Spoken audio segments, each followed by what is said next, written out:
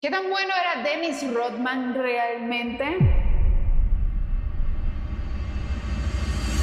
Hoy toca básquet, amigos, claro que sí. Va a estar potente. Fíjate tú que a mi mamá le encantaba el básquet. Mi mamá tuvo una juventud muy activa. Ella realmente llevaba como que el deporte en la sangre, en las venas. Le gustaba ver un montón de deportes, partidos. Ella era muy atlética, la verdad. He de decir que de las tres hijas que tuvo, soy la del medio, soy la más activa físicamente porque entreno, no porque haga deporte, sino porque entreno en el gimnasio actualmente y porque fui bailarina. Esa fue mi habilidad, la habilidad física que yo desarrollé. Pero por ejemplo mis hermanas tampoco, nulas las tres en el deporte. Por eso nos cuesta de repente entender un poquito más y tener previo, digamos, más contexto, más conocimiento de todos los deportes básicamente. Así que vamos a escuchar atentamente una nueva leyenda que me dejaron recomendada en alguno de los videos anteriores. Desde ya los invito a que me dejen en la parte de los comentarios a qué otra leyenda y de qué deporte podemos estar reaccionando próximamente, que por allá los voy a estar leyendo. Suscríbanse, recuerden que este es un nuevo canal de reacciones y nada, saben que eso es de mucha ayuda, se los agradecería un montón. Vamos a comenzar sin más para no hacer esta intro bastante larga. Yo soy Carla Marcela y bienvenidos a mi canal.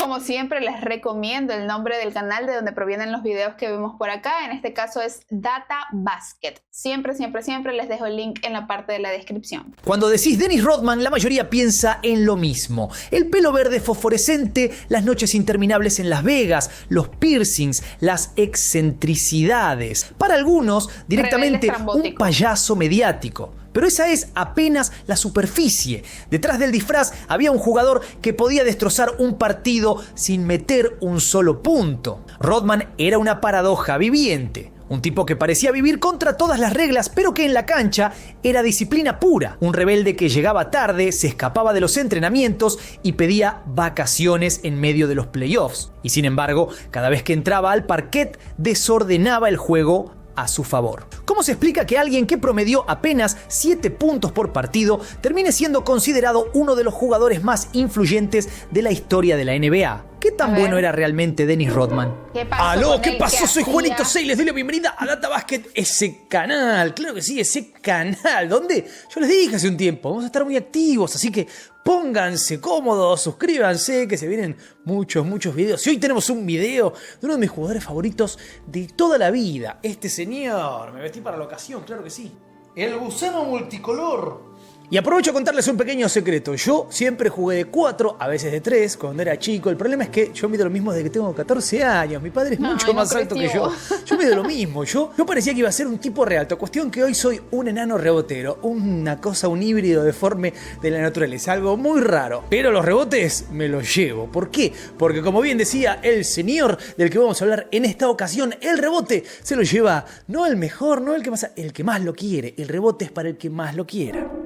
Dennis Rodman nunca fue un elegido, ni siquiera fue un proyecto. En la secundaria de Dallas no entró al equipo principal porque medía apenas 1,80 y tenía un físico flaco, desgarbado. 1,80, a ver, explícame. ¿Cómo que medía apenas 1,80? ¿Tú me estás queriendo decir que 1,80 es pequeño? ¿O qué? ¿A esa edad cuánto tenían que medir ya? Bueno, es que a esa edad se supone que ya deberían, los que van a ser altos ya deberían ser bastante altos, creo yo.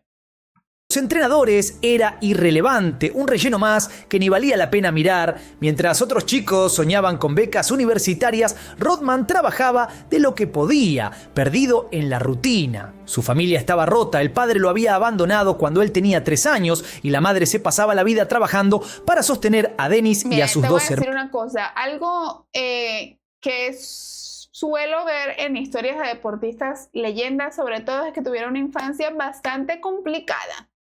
No, generalmente los deportistas no tuvieron así como que la vida muy fácil desde niños. A lo mejor esas son las cosas que más influyen en que le quieras meter más ñeque y de verdad quieras lograr las cosas en tu vida, ¿no? Probablemente. Hermanas. Él mismo admitió que era un caso perdido, un pibe sin rumbo que vagaba por las calles de Dallas sin saber qué hacer con su vida. No tenía interés en los estudios, no tenía habilidades que lo destacaran. Básicamente, nadie apostaba un centavo por él. Su peor momento llegó cuando trabajaba como conserje en el aeropuerto de Dallas. Robó 15 relojes de una tienda, lo arrestaron y la madre, harta, lo echó de la casa. Literal, a los 19 años estaba solo, sin hogar, sin futuro y sin básquet. Si seguía por ese camino, era más probable que terminara preso o muerto que en una cancha profesional. Y sin embargo, justo en medio de ese vacío, algo cósmico pasó. Entre los 19 y los 20 años, pegó un estirón absurdo, más de 20 centímetros en menos de un año. Pasó de ser un flacucho de 1,80 a un gigante de 2,5. Miguel dice flacucho de 1,80 como 80. O sea, yo a alguien de 1,80 me lleva como esto. Yo soy una enana también. 1,59. Por si tenían la duda. Ya alguien de 1,80 alto para mí. Pero claro, entiendo que para el básquet realmente tienes que ser un edificio para poder ser profesional, ¿no? 0-1. No tenía técnica, no tenía fundamentos, pero de golpe tenía tamaño. Y esa transformación fue la primera chispa que lo sacó de la oscuridad. Todavía no era jugador de básquet, pero al menos volvió a ser visible. El estirón lo cambió todo, pero no fue un pase mágico directo para la NBA. Con más de 2 metros, apenas habiendo llegado a esos 2 metros, el tipo seguía siendo un don nadie. No había jugado básquet organizado en la secundaria, no tenía técnica, no tenía ni siquiera un lugar donde ir a mostrarse. Que alguien... A ver, en teoría, un deportista que ya va a ser profesional, creería yo que a los 19, 20 ya tú debes tener el conocimiento, ya tú debes ser bueno, o sea, ya tú debes ser alguien top realmente para que ya te empieces a meter en el mundo más profesional, ¿sabes? Pero 19, 20, nada más con altura, sin conocimiento previo, quiere decir que entonces tuvo muy poco tiempo para volverse profesional, es decir, que se volvió profesional muy rápido. Veremos. Mira, si sabía hacer algo. Pero lentamente empezó a aparecer en canchitas, en Dallas, en algunos partidos barriales, donde lo único que hacía era mostrar que era un gran talento ofensivo. No, el tipo lo que hacía era pelear cada rebote como si fuera el último. Y en cierto modo, así era, porque se le iba la vida. Ese instinto llamó la atención de algunos entrenadores de ligas menores y de ahí llegó la oportunidad más improbable de todas. Lon Reisman, un coach de Southeastern Oklahoma State, una universidad perdida en la nada de la división NAIA, lo vio en un torneo amateur y decidió darle una beca. Para cualquiera que soñara con la NBA, esa beca era casi un chiste. La NAIA era un nivel bajísimo, menos competitivo que los Playgrounds de Nueva York, pero para Rodman era la primera puerta abierta en toda su vida. Ahí explotó. En lugar de ser un jugador más, arrasó. Metía 25 puntos por partido, sí, pero lo que de verdad llamaba la atención eran sus números de rebotes. Lideró a toda la división con promedios de 16 y hasta 18 rebotes por juego. Se tiraba al piso, se lanzaba contra las butacas, buscaba la pelota como si fuera oxígeno. En un contexto donde casi todos jugaban por hobby, él lo hacía como si fuera la final de la NBA. Ese hambre, mezclado con su físico nuevo y su energía inagotable, llamó finalmente la atención de un equipo de la NBA, los Detroit Pistons. En 1986 lo eligieron en el draft con el puesto número 27 cuando ya tenía 25 años. Tarde para un novato, viejo para un proyecto, pero Dennis Rodman, el mismo que apenas unos años antes limpiaba baños en un aeropuerto, estaba entrando a la liga más difícil del mundo. Lo que nadie imaginaba en ese momento era que no solo iba a sobrevivir, iba a cambiar la manera en que se entendía el rebote y la defensa en el básquet moderno. Si había un lugar perfecto donde Rodman podía encajar, ese era Detroit, porque si lo vemos de cierta manera, había otros varios Rodman. ¿En qué sentido? En el sentido de que jugaban con toda la furia, hasta la última. Para bien o para mal, algunos dirían en general para mal. Los Pistons en los 80 no eran un equipo de básquet, eran una pandilla con camisetas. Y justamente les decían los bad boys, los chicos malos, porque jugaban como si realmente fueran malas personas, por decirlo de una manera muy fácil. Jugaban al límite de lo, no del básquet, al límite de lo moralmente correcto. Hacían faltas una tras otra que hoy serían expulsión directa, y no me refiero a expulsión del partido, expulsión de la liga. El mensaje era muy claro: si querías ganarle a los Pistons, a los Bad Boys en los años 80, primero tenías que sobrevivir. Ay, no, qué Para miedo. Rodman, aquello fue como encontrar una familia torcida, No, pero familia imagínate. al fin.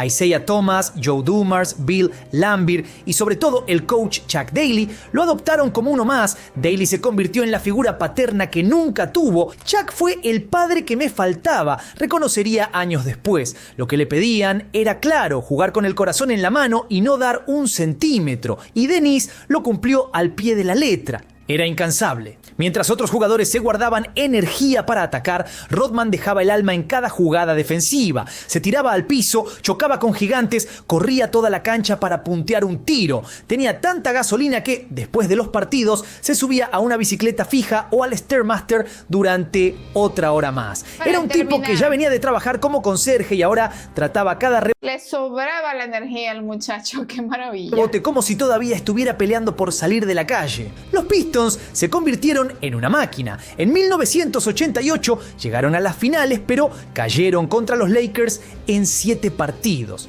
Al año siguiente barrieron a los Lakers de Magic Johnson y se llevaron el título, y en 1990 repitieron contra Portland con Rodman cada vez más importante en la rotación. Su intensidad era tan contagiosa que por momentos parecía que él solo definía el tono de todo el equipo. No era un jugador elegante, no hacía fintas, no tenía tiro, no buscaba brillar, pero sí era el primero en pelear con Jordan, en defender al base rival o al pívot más grande, en meter el cuerpo donde nadie quería meterse. La NBA lo reconoció con 2 premios consecutivos de jugador defensivo del año en 1991. Los Bad Boys tenían estrellas y tenían talento, pero con Rodman encontraron un espíritu de guerra. Era el guerrero perfecto para un equipo que entendía que el básquet en esa época también se ganaba a los golpes. Rodman no era solo esfuerzo y pulmones, tenía una obsesión que lo convirtió en único: el rebote. Para él, ir por la pelota no era un instinto, era un estudio, un laboratorio personal. Mientras otros practicaban tiros o jugadas ofensivas, Rodman se quedaba solo en la cancha mirando cómo rebotaba la pelota en el aro. Empezó a notar que cada tirador dejaba una huella. El spin de Larry Bird hacía que la bola girara de cierta manera, los tiros de Magic tenían otra caída, los de Jordan saltaban en ángulos distintos. Así empezó a mapear mentalmente dónde iba a terminar cada pelota según quién la lanzaba. Él mismo lo explicaba: si Bird tiraba, el balón iba a girar de tal forma; si lo hacía Magic, rebotaba distinto. Yo me colocaba donde sabía que iba a caer. Eso no era suerte, era cálculo. Mientras todos pensaban que el rebote era puro esfuerzo, Rodman lo convirtió en ciencia aplicada al juego. El resultado fue demencial. Desde 1992 hasta 1998 lideró la NBA en rebotes 7 temporadas seguidas, con promedios que superaban los 16 por partido. Y lo más increíble, todos esos títulos llegaron después de cumplir 30 años. En un deporte donde la mayoría empieza a decaer, él se transformó en una máquina. No medía dos... Él empezó bastante tarde y no, o sea, más tarde de lo que me imaginé. A ver, no, empezó desde los 19, 20 como nos comentaron, pero imagínate, estaba ya en su época prime a partir de los 30. Para un deportista esto ya básicamente es ser viejo, obsoleto, casi. En algunos deportes más que otros, pero mira tú, porque él lo atacaba de una manera diferente. O sea, él manejaba el deporte de una manera diferente a la tradicional, ¿no? A ver, manejaba su propio estilo, sus analíticas de manera diferente. 15 como los pibos dominantes, ni pesaba 130 kilos. Era apenas un alero de 2,01 y 100 kilos, pero entendía los ángulos mejor que nadie. Tenía el timing, la lectura y la voluntad de lanzarse contra lo que fuera. Más que un reboteador, era un cazador de trayectorias. Por eso podía terminar partidos con 0 puntos y 20 rebotes, y aún así ser el jugador más determinante de la cancha. Igual necesito que alguien me explique bien detalladamente qué son los deportes, los deportes, oiga. Los rebotes. ¿En qué consisten? ¿En qué consisten básicamente los rebotes? Que yo estoy aquí como, bueno, puntos, ok, encestar, pero no era lo que él hacía, pero sí hacía rebotes. ¿Facilitaban tal vez que el otro encestara o qué?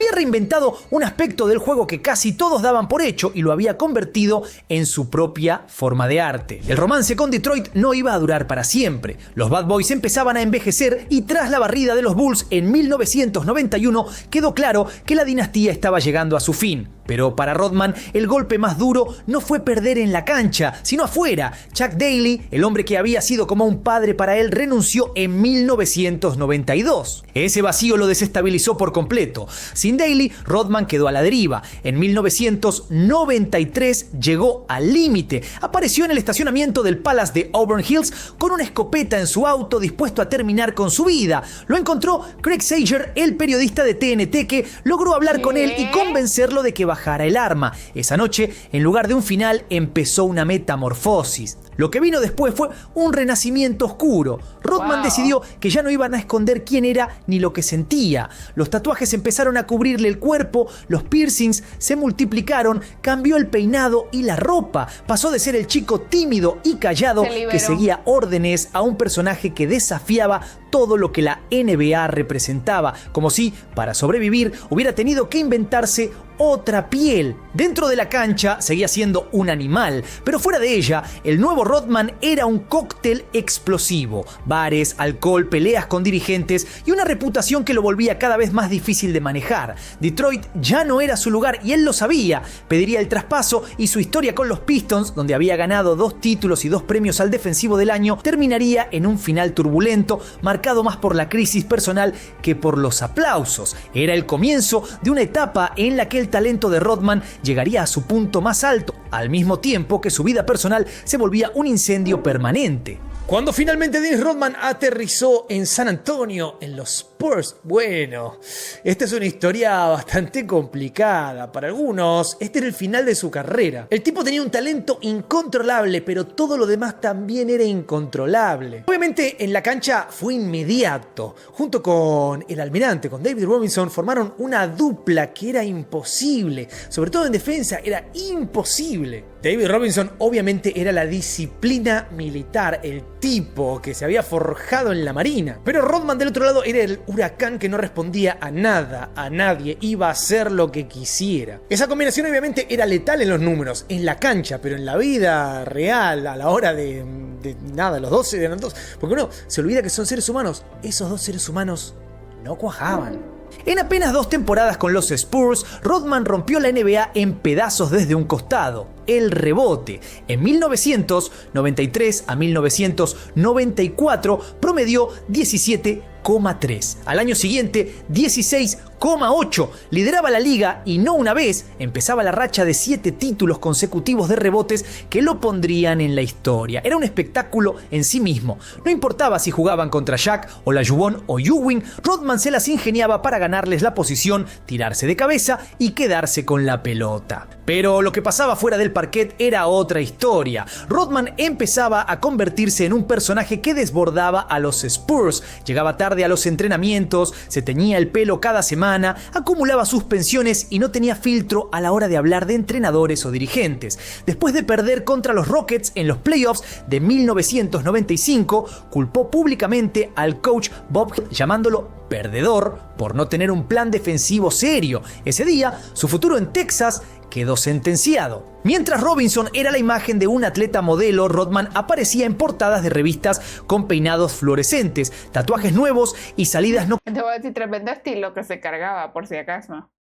Tremendo flowcito. nocturnas que terminaban en titulares. San Antonio no estaba preparada para un tipo así, sí querían su producción en los tableros, pero no el incendio constante que venía incluido. Al final, los Spurs ganaron 62 partidos en 1995, con Robinson como MVP y Rodman dominando los rebotes. Pero esa fue la cima. La derrota en playoffs frente a Houston y la guerra abierta con el cuerpo técnico terminaron con él afuera. En la NBA ya lo veían como un jugador radioactivo, demasiado bueno como para ignorarlo, demasiado explosivo como para querer tenerlo cerca. Lo que nadie esperaba es que justo en ese momento, en el 95 al 96, el equipo más exitoso del planeta decidiera jugarse la carta más arriesgada de todas. Cuando los Bulls lo llamaron, Rodman estaba más cerca de quedar marginado de la NBA que de sumar títulos. Su reputación era la de un jugador ingobernable, suspendido, multado, siempre en los titulares por lo que hacía fuera de la cancha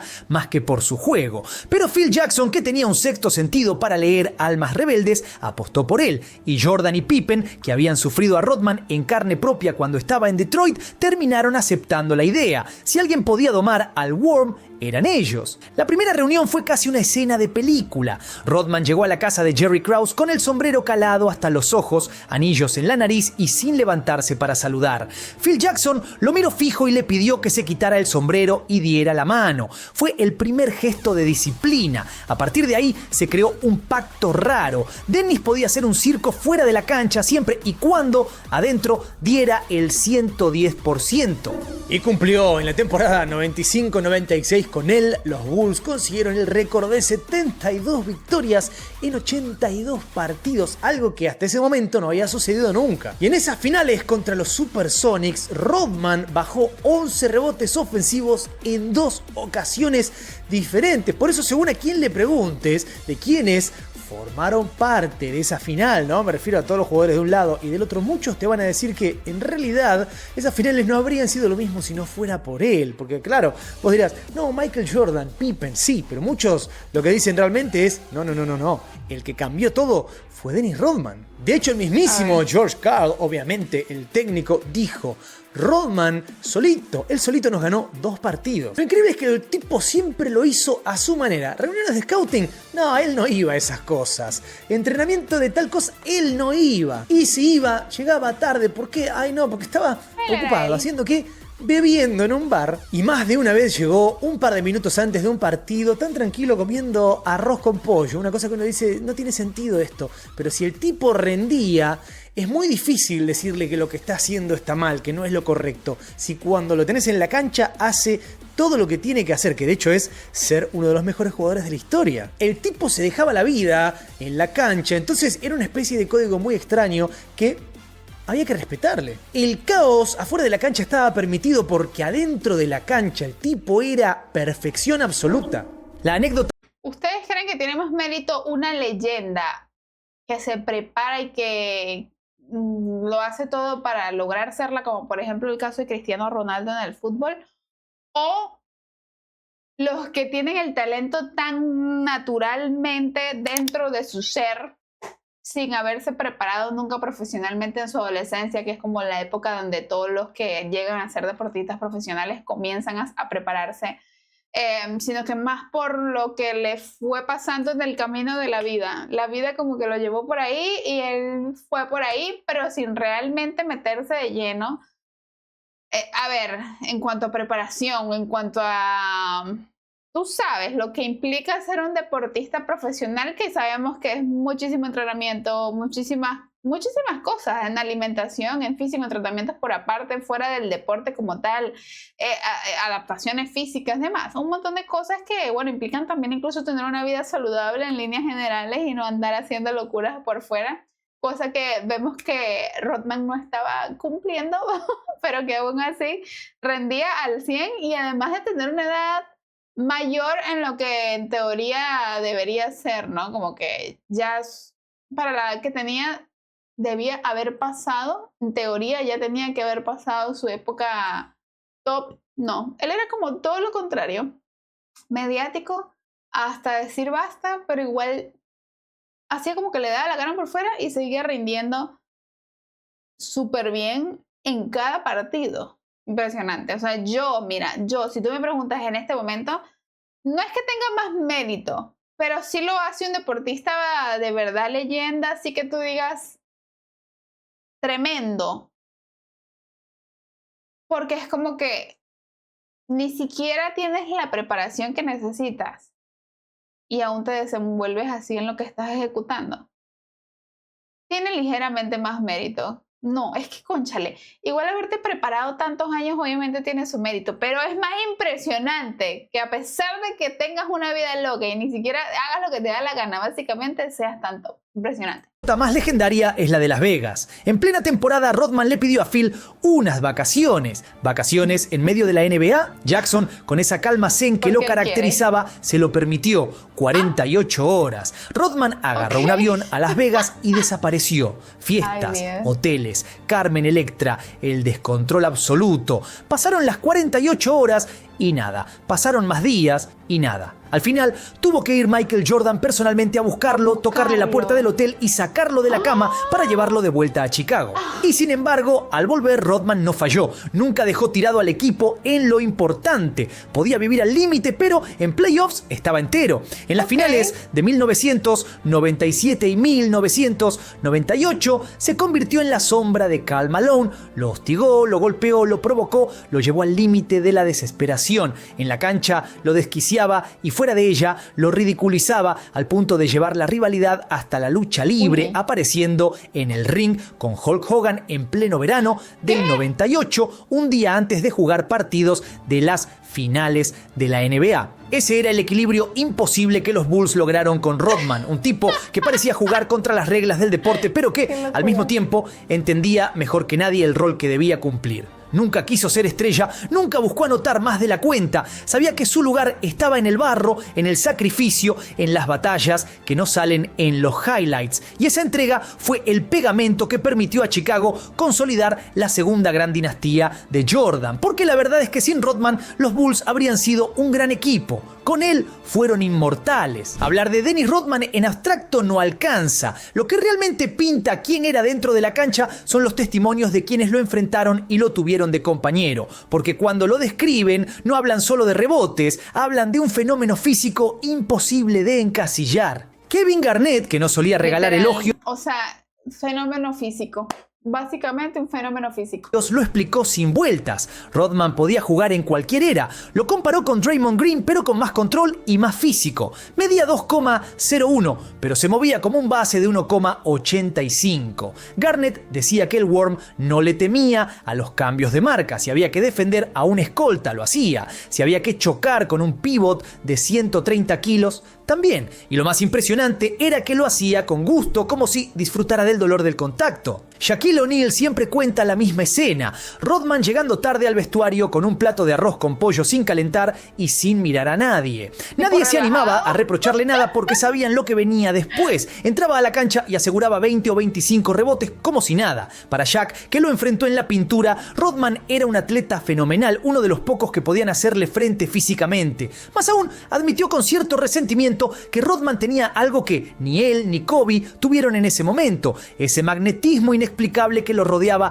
dentro y fuera del juego. David Robinson, que compartió equipo con él en San Antonio, lo definió casi con incredulidad. Era como Superman, corría todo el día, nunca se cansaba, era como el conejo Energizer. Tenerlo al lado era saber que tenías un guerrero contigo. Y Robinson, que detestaba sus excentricidades, no podía negar que en la cancha Rodman era un aliado que daba seguridad. Steve lo vivió de otra manera. En Chicago recordaba los entrenamientos con la carrera india. La idea era trotar suave, cuidar piernas. Rodman no entendía el concepto. Cuando le tocaba correr hasta adelante, aceleraba como si estuviera compitiendo en una final olímpica. El resto del equipo necesitaba 4 vueltas enteras para alcanzarlo. No era solo resistencia, era una compulsión por llevar el límite más allá. Reggie Miller, que se cruzó 1000 veces con él, contaba que lo veía dominar la noche en los bares de Chicago y al día siguiente lo veía dominar en la cancha con la misma energía. Es que te digo que es impresionante, porque ya para una persona, yo recalco la edad, que tampoco es que sea un anciano ni mucho menos, ¿no? Pero cónchale, ya después de los 30 el cuerpo igual va cambiando, ya no se produce lo mismo de que durante los 20, tú sabes, ya la juventud va quedando un poquito atrás. Y que él tenga una vida loca por las noches y al día siguiente tenga un partido y rinda como si nada, con la misma energía, como que es que fue él descansó toda la noche como si nada y comió perfecto y llegue y la dé toda, así nomás. ¡Qué locura! Fiestero al extremo, pero en el parquet jugaba todavía más duro. Era como si las leyes normales, el descanso, la fatiga, la resaca, no lo alcanzaran. Y Shawn Kemp, tras perder las finales de 1996, lo admitió sin vueltas. Michael no fue el que nos ganó, fue Rodman. No teníamos respuesta para él. Que un rival de Jordan diga eso en pleno auge del número 23 habla de lo descomunal que fue Rodman en esa serie. En un deporte dominado por la altura y la anotación, Rodman demostró que se podía ser gigante desde otro lugar. Demasiado rápido para un grande, demasiado fuerte para un chico, demasiado resistente para cualquiera. Y esa combinación lo convirtió en un tormento eterno para los que intentaron enfrentarlo y en un compañero que daba la tranquilidad de que el trabajo sucio siempre iba a estar hecho. Si el rebote era su ciencia, bueno, el caos era su arte. Rodman entendía algo que es bastante lógico. El básquet no se juega solamente con los brazos, con las piernas, con el cuerpo. El básquet se juega con la cabeza también. Y él más que nadie, quizás en la historia, sabía cómo instalarse en la mente del rival, desgastarlo, quemarlo, destruirlo, sacarlo del juego. No era raro verlo hacer... También te digo, eso es un secreto que, a ver, no un secreto, sino una técnica que en teoría poca gente puede manejar. El control mental.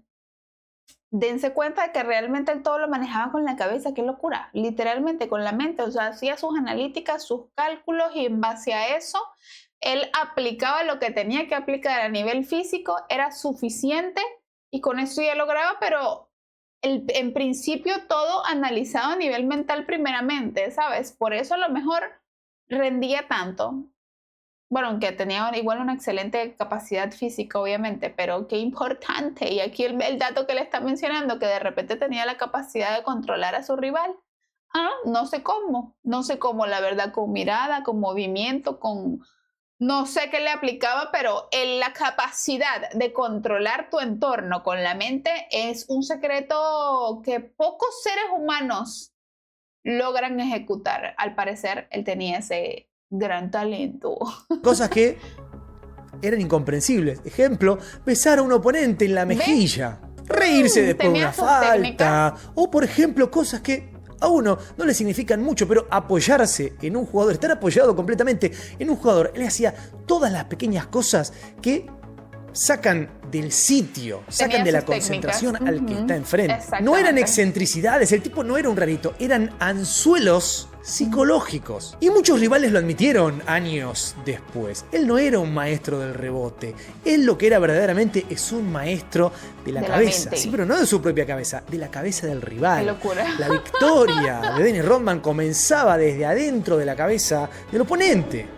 Karl Malone fue el ejemplo perfecto. Rodman lo defendía con un cinismo insoportable. Tirones, murmullos, gestos teatrales lo reducía a un manojo de frustración. Y lo más humillante llegó en 1998 cuando llevó esa rivalidad fuera de la cancha. Apareció en la WCW junto a Hulk Hogan burlándose de Malone en un ring de lucha libre en medio de las finales de la NBA. En Seattle, Frank Brickowski también perdió los estribos. Rodman lo provocaba con lentes de contacto de colores, labios pintados y un acting constante que desconcertaba. La consecuencia, Brickowski caía en faltas, en enojos innecesarios, exactamente lo que Dennis buscaba. El patrón se repetía. Mientras los demás se distraían, Rodman seguía con su libreto invisible: rebotear, defender, ensuciar el partido. Su show no era para brillar, sino para arrastrar a todos al barro, y en ese terreno, sucio, incómodo, mentalmente agotador, nadie podía ganarle. Rodman fue más que un especialista defensivo, fue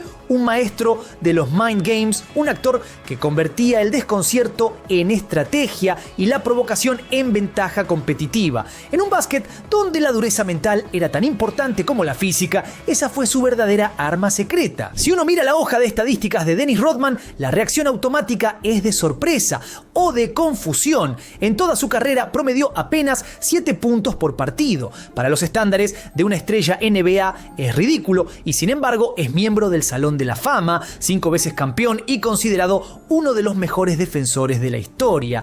¿Cómo se explica? La paradoja se entiende cuando miramos los otros números. Entre 1992 y 1998, Rodman lideró la liga en rebotes 7 temporadas seguidas, algo que ningún otro jugador logró, y lo hizo después de los 30 años, cuando la mayoría empieza a decaer. Hubo partidos en los que terminó con 0 puntos y 20, 23, incluso 28 rebotes. Para su equipo, esos tableros valían tanto como una ráfaga de triples. El dato más deforme está en las estadísticas avanzadas. Rodman tiene el porcentaje de rebotes más alto en la historia de la NBA, con un 23,4% de los disponibles en cancha. En lenguaje simple, de cada 4 pelotas que rebotaban, una terminaba en sus manos. Ni Chamberlain ni Russell, con todos sus récords, llegaron a ese nivel. Y no era un truco de temporada regular. En playoffs, con la presión al máximo, Rodman seguía siendo el mismo. En las finales de 1996, en 2 partidos distintos, bajó 11 rebotes ofensivos. No totales, ofensivos, un récord que todavía se siente irreal. Y en 1998, con 37 años, todavía era capaz de contener a Karl Malone, el MVP de la liga. Su legado está en esa contradicción: un jugador que nunca buscó anotar, que no tenía un tiro confiable, que era casi invisible en el costado lado ofensivo, pero que aún así podía dominar completamente un partido. Rodman probó que el impacto no siempre se mide en puntos, que se puede ser indispensable desde un lugar que casi nadie valora en la hoja de estadísticas. Lo suyo fue una anomalía, una paradoja que obliga a repensar qué significa ser grande en el básquet, porque si la medida es el efecto real en el juego, Rodman fue tan decisivo como cualquier superestrella. Si dentro de la cancha Rodman era disciplina oculta bajo el caos, afuera era un espectáculo sin filtro, y ese show mediático terminó de convertirlo en un ícono cultural de los 90. Todo empezó con Madonna. A mediados de los 90, cuando él jugaba en San Antonio, los rumores lo vinculaban con la reina del pop. La relación duró poco, pero dejó una marca. Madonna alentaba a Rodman a ser más excéntrico, más provocador, más libre, y Dennis, que ya venía reinventándose después del colapso en Detroit, adoptó esa faceta como su nueva identidad. Después vino Carmen Electra, la modelo y actriz que se volvió su pareja más mediática. Entre las fiestas interminables y las escapadas a Las Vegas, con la famosa anécdota de Jordan tocando la puerta para llevárselo de vuelta a Chicago, Rodman ya no era solo un jugador de básquet, era material de tabloide, portada de revistas, símbolo de un estilo de vida extravagante. Pero lo más inolvidable fue el vestido de novia. En 1996, Rodman apareció en Nueva York vestido de blanco con maquillaje y velo para promocionar su autobiografía Bad As I Wanna Be. La imagen dio la vuelta al mundo, el reboteador más feroz de la NBA presentándose como una novia en pleno altar mediático. No había nadie en el deporte que entendiera también cómo usar la provocación como marketing. Y si faltaba algo para completar el show, lo encontró en la lucha libre. En pleno verano de 1997 y 1998, mientras Chicago jugaba las finales de la NBA, Rodman aparecía en la WCW junto a Hulk Hogan en plenos episodios de Monday Nitro. Luchaba, hablaba por el micrófono, se aliaba con los villanos de la NWO. Y al día siguiente estaba marcando a Karl Malone en la pintura. Esa mezcla de NBA y wrestling fue una locura de época, deporte, espectáculo y reality show, todo encarnado en un solo hombre. Rodman entendió antes que nadie que el deporte y el entretenimiento podían cruzarse, que un jugador podía ser estrella global sin meter 30 puntos por partido, sino con un personaje que generara titulares. Dentro de la cancha era un especialista obsesivo, fuera de ella un rockstar impredecible. Dennis Rodman fue un enigma que la NBA nunca terminó de descifrar. Un hombre que parecía vivir en el caos absoluto, pero que dentro de la cancha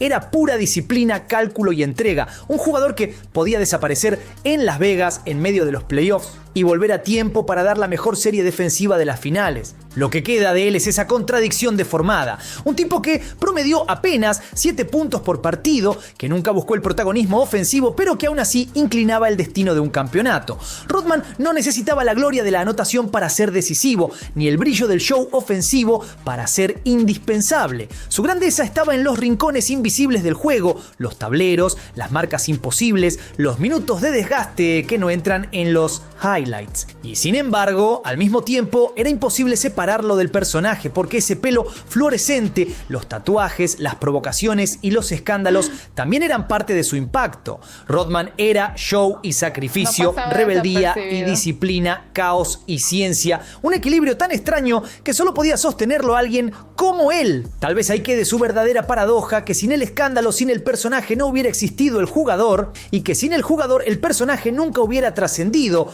Ambos lados inseparables, empujándose y contradiciéndose, como si toda su fuerza hubiera nacido justamente de esa mezcla imposible. Como sea, la opinión es tuya. Comentame por ahí abajo qué opinas de Rodman. ¿Qué tan bueno era Dennis Rodman? No te olvides también de darle duda al botón de like, suscríbete, toca la campanita. ¿Qué tan bueno era Dennis Rodman? A ver, yo quedé un poco impactada. Te voy a decir, siendo completamente honesta en este momento, que el básquet en teoría... No, creo que hay deportes en los que tengo mucho menos conocimiento del básquet, pero del básquet tengo muy poco, prácticamente nulo conocimiento, más allá que es un deporte que se rebota la pelota y se encesta en una canasta. Hasta ahí. Así que no te sabía absolutamente nada de este personaje, de esta gran leyenda del básquetbol.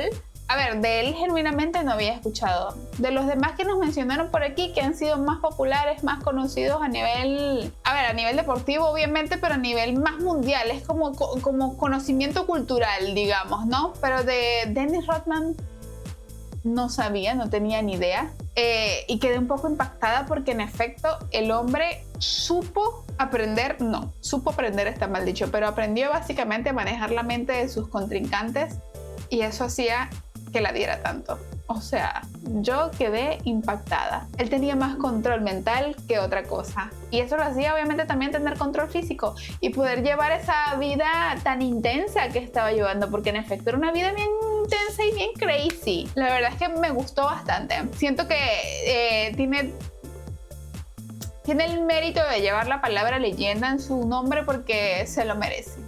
Una vida loca. De hecho, mucha gente me imagino que lo criticará por la vida loca que en efecto llevaba o lleva hasta ahora, no sé, no tengo idea, pero en ese momento que nos estuvieron hablando, llevaba una vida completamente loca. Mucha gente seguramente no estaba de acuerdo con esto porque, cónchale, era un deportista profesional, uno de los equipos más reconocidos, o sea, no podías estar haciendo eso.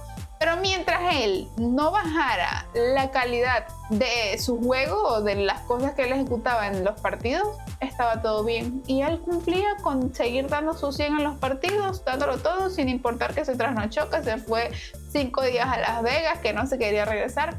Él llegaba fresco como una lechuga y le daba toda. Ahora, tecnicismo dentro del básquetbol, sí necesito que los profesionales, si es que alguno de los que está viendo este video me lo deje en los comentarios. Rebote, sé que es un rebote, pero ¿qué función cumplen los rebotes dentro del partido? ¿A qué se refieren que era el más reboteador del partido? No encestaba, no hacía tantos, a ver sí, pero no tantos como los grandes, pero era el más grande en los rebotes.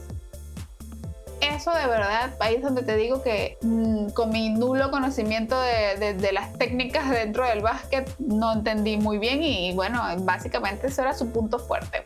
Así que si alguien me lo puede dejar en los comentarios se lo agradecería, la verdad. Recuerden que estas son reacciones de una novata a todos los deportes posibles porque la verdad, 1, quiero, 2, puedo. Porque quiero y porque puedo hacer estos videos y porque quiero aprender genuinamente. Me parece que son videos bastante interesantes.